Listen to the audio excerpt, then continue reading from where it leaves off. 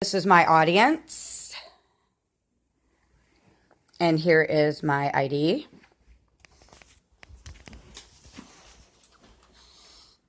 Some of you may have relied on workman's compensation or know someone who has been hurt on the job. I have never given this much thought until my husband lost his leg due to a work-related injury. After doing much research on this topic, I learned that there is a particular man that had a lot to do with establishing unions for American workers that consisted of workman compensation, benefits, and fair wages, which protected the rights of many workers. This man's name is John J. Lewis. John J. Lewis also was instrumental in the creation of labor unions. Unions were what gave the American workers the rights to organize and bargain collectively over the terms and conditions of their employment.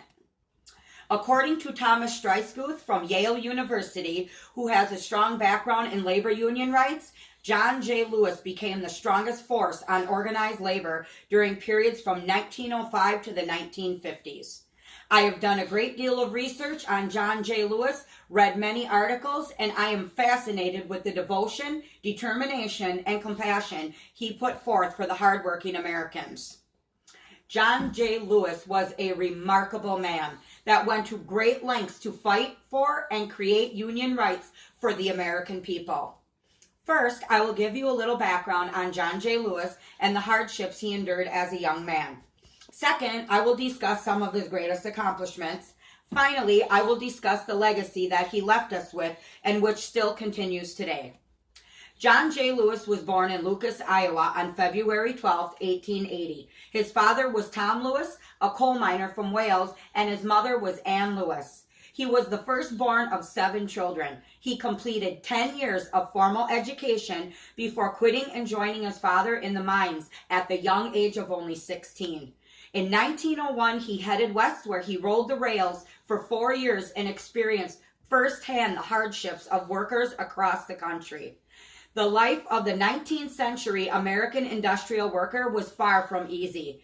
Even in good times, wages were low, hours long, and working conditions hazardous. After 4 years of enduring these hardships, he returned to Lucas, Iowa. From the time he was a young man, he learned that something had to be done for the American workers. He quickly emerged as the dominant figure within the union's leadership. As a young man, he first was elected president of the UMWA. For those of you who do not know what that is, it was the United Mine Workers of America, Local Union 1933. During that time, he served as the recording secretary for that union. He would now move to Panama, Illinois, where he was elected president of the UMWA Local Union 1475.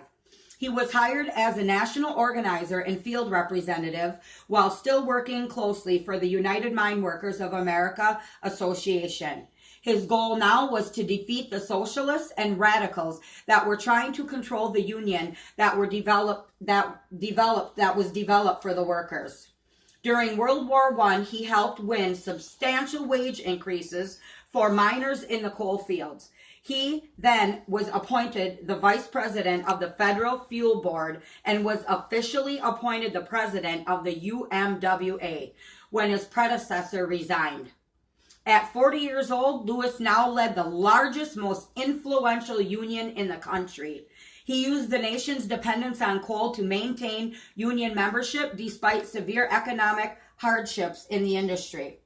He was also well known for having the ability and leadership to start strikes, which was unheard of in these times of economic strife. He guided the miners through a successful 5-month strike to persevere wage gains that they had won during the war.